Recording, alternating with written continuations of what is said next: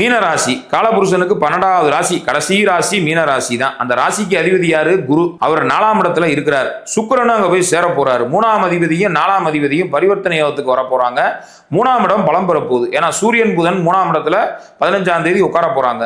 சுக்கிரன் 4ஆம் இடத்துல இருக்கிறார். யாரோட இருக்கிறாரு? ராசிநாதன் குருவோட இருக்கிறார். அப்ப சுக்கிரன் 4ஆம் இடத்துல குருவோட இருக்கிறாருன்னா நேரடியா 10ஆம் இடத்தை பார்ப்பாரு. சோ 10ஆம் இடம் தொழில் ஸ்தானத்தை 2 சுப கிரகங்கள் பார்க்கறதுனால தொழில் ரீதியா இருக்கக்கூடிய இடைஞ்சல்கள் நீங்கி பல நல்ல விஷயங்கள் தொழில் ரீதியா நல்ல டெவலப்மெண்ட்னு சொல்லி உங்களுக்கு பாசிட்டிவான நல்ல பலன்கள் தான் நடக்க போகுது. எப்ப வர்ற 14ஆம் தேதிக்கு மேல. ஏன்னா 14ஆம் தேதி தான் குருவோட சுக்கிரன் சேர போறாரு. சரிங்களா? 3ஆம் அதிபதி 4ஆம் அதிபதி பரிவர்த்தனை இங்க விசேஷ பரிவர்த்தனை இல்லை என்று சொன்னால் கூட ராசிநாதன் 10ஆம் இடத்தை பார்க்கறதுனால 10ஆம் இடம் பலம் பெறதுனால ஓரளவுக்கு தொழில் ரீதியா நல்ல மாற்றங்கள் இருக்கும். ஆனாலும் காரிய சிக்கல், காரிய தடை, காரியம் சுணக்கமா இருக்கிறது இருக்கத்தான் செய்யும். ஏன்னா ராசியில சனி இருக்கிறதுனால நீங்க எல்லாம் பிளான் பண்ணி எல்லாம் வச்சிருவீங்க. கடைசி நேரத்தில் கட்டையை கொடுக்குற மாதிரி ஏதாவது ட்ரபுள் வந்துகிட்டே இருக்கும். சரிங்களா?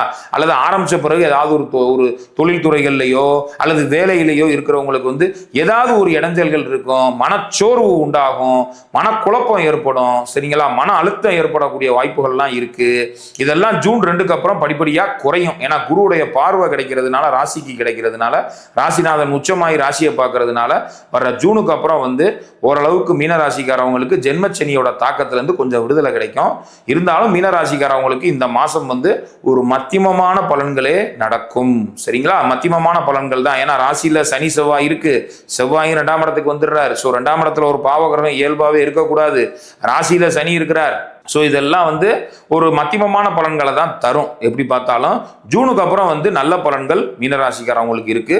இருந்தாலும் இந்த மீனராசிக்காரவங்க வழிபட வேண்டியது, ராசியில சனி இருக்கிறதுனால பைரவர் வழிபாடு செஞ்சுக்கோங்க. கால பைரவரை சனிக்கிழமை காலையில 9 to 10 ராகு காலத்துல விளக்கு போட்டு சாமி கும்பிடுங்க. நிச்சயம் நல்ல மாற்றங்கள் வரும். குலதெய்வ வழிபாடு பண்ணுங்க. மீனராசிக்கு நல்ல பலன்கள் நடக்கும்.